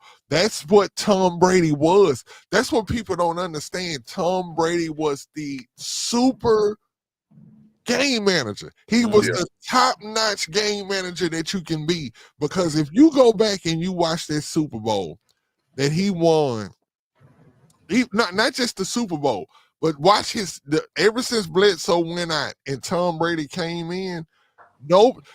See, this is the thing that nobody could ever understand about Tom Brady. They were like, how the hell was he so good coming off the bench and nobody seen him in the draft that he got drafted in the 5th or 6th round? How the hell did nobody see this? It's not that nobody's seen it. It's just that when you have Tom understood something. When you have a great defense like that and you have a great defensive coach like that, that's why y'all think that Tom Brady is trying to get up under Paul's CJ Stroud. Why do you think CJ Stroud is like one of his projects of Muse that he really went into trying to talk to, trying to really like big him up? He kind of embarrassed him this year. That's why you seen Tom Brady kind of fall back with talking about CJ as much as he did. But Tom Brady really believes in CJ. And the reason he does is because he see his situation. He like, man, you in this situation, man, where your head coach is a brilliant defensive mind. And with that mind, man, if you just go in the game and you just don't make mistakes, bro, y'all can win championships after championship after championship after championship. I just believe that this playoffs right here, y'all, I really do believe, first and foremost, let me say this, my prediction. Because I know we about to get ready to get off of here. We got 200 people in here right now. Appreciate y'all. But my prediction, and then I'm going to let the guys in with their prediction. My prediction is that we win first and foremost. Let me give me a bomb on that. I believe we win. I believe that we go on. I predict us going on a very, very significant playoff run. I do believe we make it to the divisional round. I don't know who we play when we get there. I'm actually, man, I'm hoping, wishing y'all, I'm telling y'all, you heard it here first. I really think that the Steelers, because y'all don't know, there's a lot of teams that boy Lamar has a problem. I mean, he doesn't have a problem with a lot of teams, but one team that's been his nemesis is the Steelers, bro. Mike Tomlin do not play when it comes to Lamar. He lets Lamar know who he is and where he came from. He reminds him every time. So I'm hoping, y'all, this is my scenario. Texans beat the Chargers, right? The Steelers beat the Ravens for some strange, because y'all know how the Ravens, they choke sometimes. It's weird, but they do it. They're gonna lose to the Steelers in the first. I mean, in that game over the weekend. Mm-hmm. And when they lose, that we're gonna end up playing the Steelers, y'all. And y'all know that we ain't gonna have no fear against them Steelers when we play them Steelers. We gonna win, and I think that that's gonna give us our leeway to the championship game. But that's when my predictions end right there, y'all. I don't know. I just know we making it to the championship game this year, y'all. I'm just saying. You heard it here. Texas to the championship game. Like damn, 30 minutes later, I'm just not getting to my keys to the game was winning. Okay, damn. Yeah. Hey, don't blame me, man. No. Just look. That's needed being needed, man. But look here. I'm gonna say this, man. It's very simple. CJ has to be a game manager. He does not need to go down looking for the deep ball every play. If he can do what I know he can do, which is take what the defense gives him, your defense is going to put you in position to where you're going to have short field. You're going to be in scoring position most of the game. All he has to do, manage the game. You ain't got to throw a touchdown every drive, but we do need touchdowns, right? If that offense can give us 17 in the first half, 17 in the second half, we win this game. Point blank period. So my two keys, CJ manages the game, defense does what it always do, show up, and we win this game. Very simple. Very, very simple. Yeah, we play the Bills. We whooping their ass too. For real. I promise. All of these teams. The only team I'm really worried about, I won't even say worried about, it's more so getting my lick back. And that's the Chiefs. Yeah. That's it. Like, we're gonna beat Baltimore at some point. if what you're saying on this time, bro, they lucky as hell. If what you're saying is true, hold on, Swan say the Steelers would play Chiefs. Lord C plays high, so we reseed. Yeah, that's why I said it don't matter who we play. We play the Bills, we don't whoop them already. We not gonna go in fearing nothing. Now, if we gotta play them in Buffalo though, in that snow, y'all, we will play them in Buffalo. But Lord have mercy. But the thing about it is, you have a true running back that have played in the cold before, Joe Mixon. So playing in Buffalo, I mean, he played in Cincinnati. I mean, he played in that whole Northeast region. Like, they had to beat Buffalo in order to get into the Super Bowl. I think. Yeah, I mean, playing against Cleveland, Pittsburgh, and Baltimore. That's all, cold region. Yeah, for George Pickens. Now, Jody. I ain't gonna lie. Somebody lying about that one. I ain't gonna lie. Now, if that ends up being true, I bowed out gracefully. But I don't. I heard that one. Said no, we didn't trade for Pickens. There's no trading going on right now anyway, and Pickens is a head case right now, so keep him away from my team. Yeah. I'm Team Deontay, man. Like we said, y'all, we closing in on 2 hours. We don't go this long, but I felt like it was a special occasion. We got my boy Cal on here for the first time, man. Y'all gonna be seeing a lot of my guy. You know what I'm saying? It's gonna be a beautiful thing, man. This was a good show, y'all. I really enjoyed it. I'm super. Y'all just don't understand like how like stoked I am for this playoff game. I'm glad it's the Chargers. I think it actually makes it a funner game. I think if we'd have played the Steelers or ended up being somebody else, I would have been kind of like, oh yeah, we're gonna beat the Steelers. But I know we're gonna beat the Chargers too, but I just think it just makes it fun. I don't know if it's because of their uniforms or whatever it is. They got some cool uniforms, but we gonna smash them boys, y'all. I believe that the Texans, do y'all know that we are franchise record for sacks this year? Let's get them boys an applause on that. I think that actually plays off into the playoffs. You know what I'm saying? I want to see at least a 5 to 7 sack game every game of the playoffs. You know what I'm saying? I think we can do it. I know we can do it. I think that Joe Mixon, like I said, y'all remember in the beginning of the show, I said he's key to this playoff run because he's been part of a team that people did not believe in going to the playoffs, and they actually made it to the Super Bowl. And I believe that he's going to pour that belief into the team. We got some superstars on our side, man. And we're going to make it do what it do. I don't think McConkey or whatever the hell his name is, all those other guys is anything to worry about when you got a secondary like ours. We are number 2 in the leagues in turnovers, being interceptions, that is. Number 2 in the league. So I think if we put that boy in a position where Herbert has to pass a lot, then, we just have to capitalize on the turnovers. That's one thing we can say about the Texans, right? We getting the turnovers. Let's capitalize off of them. Right. But other than that, though, y'all, man, I'm good. I don't know if y'all want to add anything before y'all get out. Great show, I'm great, man. I just want to say, man, thanks for the invite, bro. This was fun. This shit here was fun, bro. So Hey, most definitely, man. yeah, And, man. hey, we'll be here Friday too, y'all. So we'll be the day before the game. We'll do a show. Y'all make sure that y'all here to be Friday at 9:00. Y'all make sure you mark your calendars.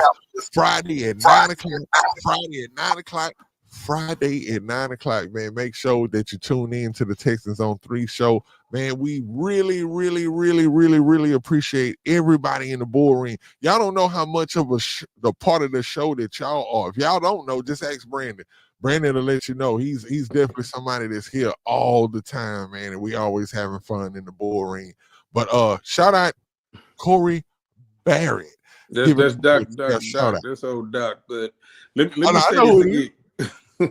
Content creating cab.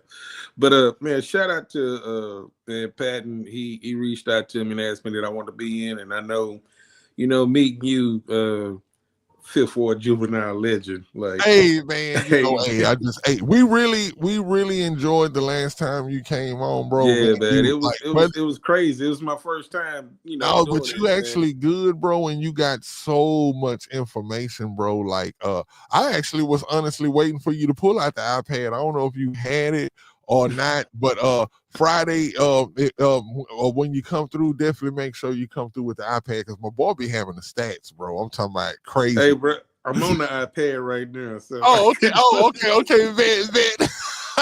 But hey, my guy, man, we definitely appreciate you coming through. It was fun, man. And Friday, if you come through, man, hey, you know. Hey, I come through. Hey, tell Swan DVR that game and come check in.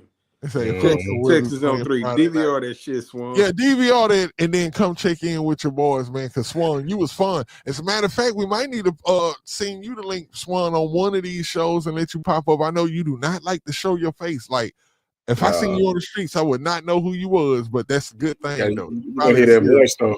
You hear that voice, you know what's up.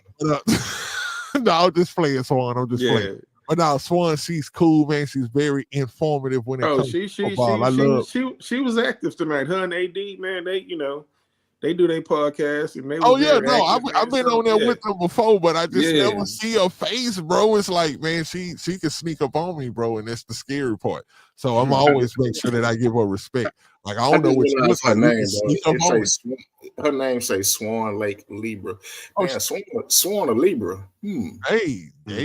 See, Libras are fire signs and Sagittarius, you know what I'm saying? Like, we just got a certain vibe. And then it makes sense that she a Libra, though, because she be going hard.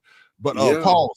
Jody said, thank y'all so much. Great fun. Oh, my God, this was fun. Yeah, come back. Definitely come back, Jody. Like, make sure you subscribe and everything, man. You are really informative on the show too. You got a lot. Ball, man. Pause. Oh, maybe I shouldn't say pause because you're a female. But yeah, ball. Football, that is. But anyway, AD said he needs to invite. Man, you good, bro. You good at any time, bro. We just know that whenever you do come on, you be talking for 5 hours and shit. The goal is, man. You said we reached 200 tonight, right? Oh man, we had 212 right now. I'm about to. I'm finna paint. Bang the pavement for the people that I know and tell them, hey, y'all need to check in. So let's try to get this thing up to 250, 300. Like, up to 8,000 up in this joint. You know what I'm saying? I want to support all the content that's out there, man. And H-Town Rundown. Everybody that does anything, I try to support them on a positive basis, man. So look, I'm just here to I bang out H-Town. Hey, I'm 50. Hey, Pat, I said I'm 52. Hey, fuck you, I'm 52. At the end of the day, this is a fun week. Man. Y'all enjoy the rest of y'all week, man. Y'all enjoy this week. Y'all continue to be on a good vibe. I'm talking about keep your spirits up and understand that Saturday, man, we need y'all. We need everybody in Houston, man. We need everybody's mind focused on a win. We don't need no worries. We coming. Saturday is a party. We coming to whoop ass. Fuck everything else.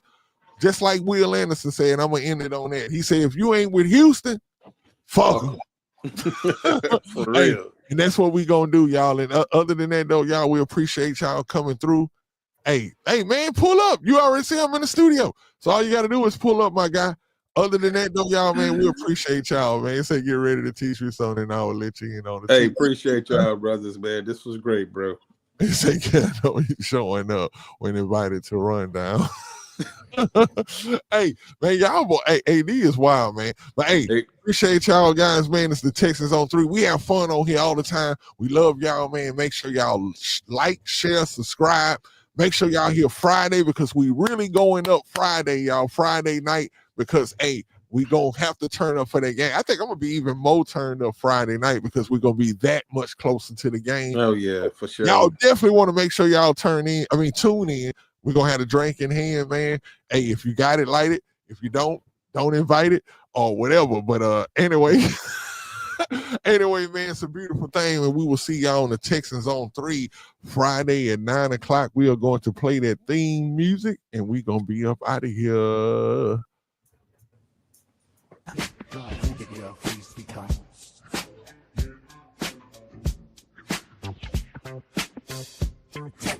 Texans, you. To your face be down.